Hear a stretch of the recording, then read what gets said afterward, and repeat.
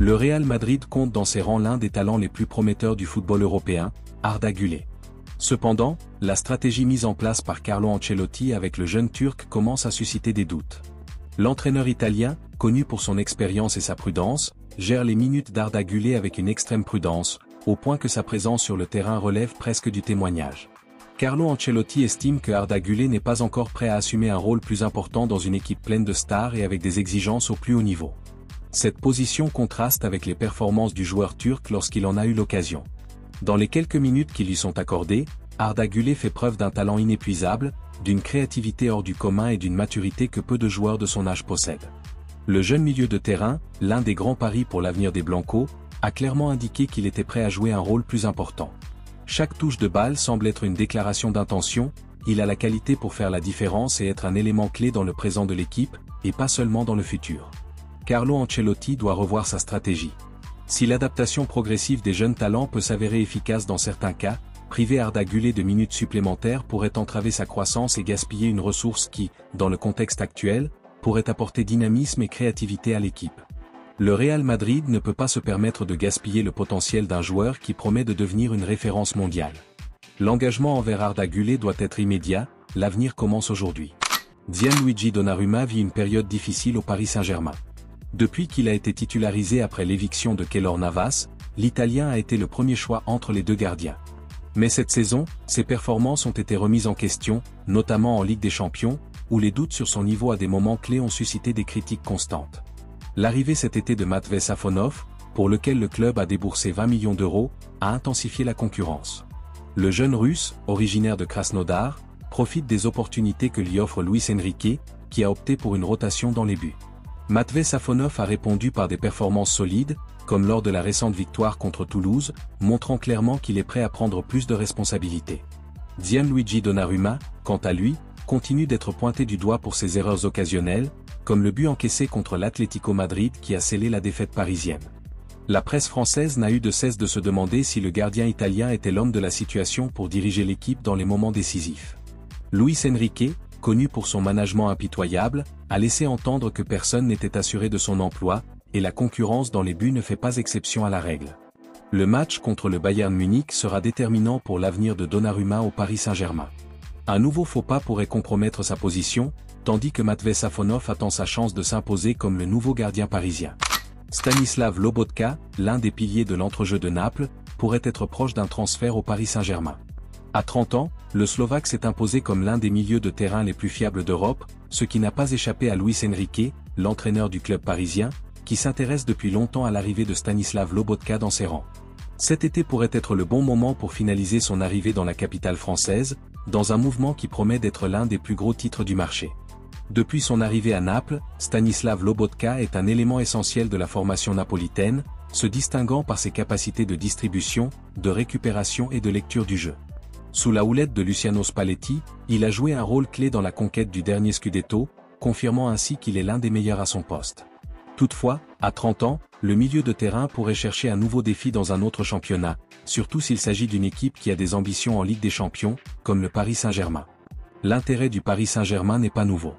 Luis Enrique, qui a déjà tenté de le recruter lors de ses passages sur d'autres bancs, semble déterminé à inclure le Slovaque dans son projet. Avec un milieu de terrain en quête de stabilité et d'équilibre, l'arrivée d'un joueur de l'expérience et de la qualité de Stanislav Lobotka pourrait faire la différence dans le projet de l'entraîneur espagnol. De plus, Naples, bien que réticent à perdre l'un de ses joueurs clés, pourrait être tenté par une offre lucrative. À l'approche de la période des transferts, Stanislav Lobotka est sous les feux de la rampe. Son entourage et le Paris Saint-Germain préparent ce qui pourrait être un transfert décisif dans la carrière du Slovaque et un renfort de luxe pour le football français. Manchester City s'intéresse à Maximilian Araujo, qui évolue actuellement au Sporting CP. Âgé de 24 ans et doté d'une grande polyvalence sur le terrain, le joueur apparaît comme une option stratégique pour renforcer les flancs de l'équipe anglaise lors de la prochaine fenêtre de transfert estivale, à un moment où le club doit procéder à un remaniement majeur dans plusieurs secteurs du terrain. L'ailier uruguayen a eu un impact significatif au Sporting CP, où sa capacité à évoluer aussi bien au poste d'arrière gauche qu'au poste d'arrière droit en fait un atout précieux. Le club portugais, qui a investi environ 16 millions d'euros pour sa signature, espère réaliser un profit substantiel si son transfert est finalisé. Pour Manchester City, ce transfert serait l'occasion d'ajouter de la profondeur et de la qualité dans des secteurs clés du terrain, surtout si l'on considère l'absence d'un latéral gauche spécialisé dans l'équipe. La puissance financière de Manchester City lui permet de rivaliser avec les meilleurs talents sur le marché. Cet intérêt pour Maximilian Araujo semble être motivé non seulement par ses capacités techniques et physiques, mais aussi par le besoin du club de trouver des alternatives fiables sur les flancs. Jack Grealish et Jérémy Doku n'ont pas eu le rendement escompté en ce début de saison. Pour Maximilian Araujo, un transfert dans un club de l'envergure de Manchester City représenterait une étape décisive dans sa carrière, avec la possibilité d'évoluer sous la direction de Pep Guardiola. Bien qu'il n'y ait pas encore d'accord formel, les négociations des prochains mois détermineront si l'Uruguayen deviendra un joueur clé dans le projet des champions d'Angleterre. Bernardo Silva, l'un des joueurs les plus emblématiques de Manchester City au cours de la dernière décennie, pourrait vivre ses derniers mois au sein du club anglais. À 30 ans, le Portugais est toujours aussi performant, mais son contrat commence à susciter l'incertitude dans le camp de Manchester City. Avec un contrat courant jusqu'en juin 2026, la possibilité de le voir quitter l'Etihad lors du prochain mercato estival devient de plus en plus réelle, le club préférant le transférer plutôt que de risquer de le perdre pour une somme modique à l'avenir. La qualité de Bernardo Silva et sa capacité à jouer à plusieurs postes au milieu de terrain et en attaque font de lui une cible attrayante pour de nombreux clubs de premier plan. Sa vision du jeu, sa maîtrise du ballon et son expérience des compétitions de haut niveau lui ont valu d'être recruté par les plus grands clubs européens. Bien que Manchester City continue de compter sur lui en tant que joueur clé, la recherche de nouveaux défis par le joueur pourrait être un facteur déterminant de son départ. Ces dernières années, le Portugais a été associé à des équipes espagnoles, italiennes et françaises, des marchés où son style s'intégrerait parfaitement.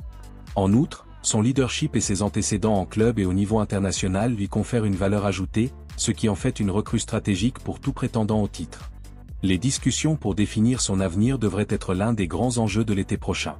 L'issue du dossier Bernardo Silva dépendra de la volonté de Manchester City de négocier et des propositions qui seront faites. Compte tenu de son profil et de son talent, le milieu de terrain n'aura aucun mal à trouver un projet ambitieux qui lui permettra de continuer à jouer un rôle de premier plan dans le football européen de haut niveau. Liverpool a identifié un nouveau joueur prometteur qui pourrait renforcer son équipe dans un avenir proche. Il s'agit de Malik Fofana, l'une des plus belles révélations de l'Olympique lyonnais et du football français en général. À seulement 19 ans, le joueur a montré un niveau exceptionnel, suscitant l'intérêt non seulement pour ses qualités techniques, mais aussi pour sa maturité sur le terrain. Malik Fofana a joué un rôle clé à Lyon cette saison, réalisant des performances qui ne sont pas passées inaperçues dans les plus grands clubs européens. Sa capacité à déséquilibrer, sa vision du jeu et son aptitude à créer le danger l'ont positionné comme l'un des talents émergents les plus convoités du continent. Cependant, le contexte économique de l'équipe de France pourrait faciliter son départ. L'Olympique lyonnais traverse une crise financière qui l'oblige à considérer sérieusement les offres pour ses meilleurs joueurs, même si elles n'atteignent pas la valeur réelle du talent en question. Face à cette situation, Liverpool explorerait la possibilité d'une transaction pour Malik Fofana à un prix compris entre 15 et 25 millions d'euros. Un montant qui, dans le marché actuel, pourrait être considéré comme une bonne affaire compte tenu du potentiel du joueur. Pour les Reds, la signature d'un joueur du profil de Malik Fofana s'inscrit parfaitement dans leur stratégie qui consiste à combiner jeunesse et expérience au sein de l'équipe. De plus, Arne Slot a prouvé par le passé sa capacité à développer de jeunes talents pour en faire des éléments clés de son équipe. Liverpool souhaite profiter des difficultés financières de l'Olympique lyonnais.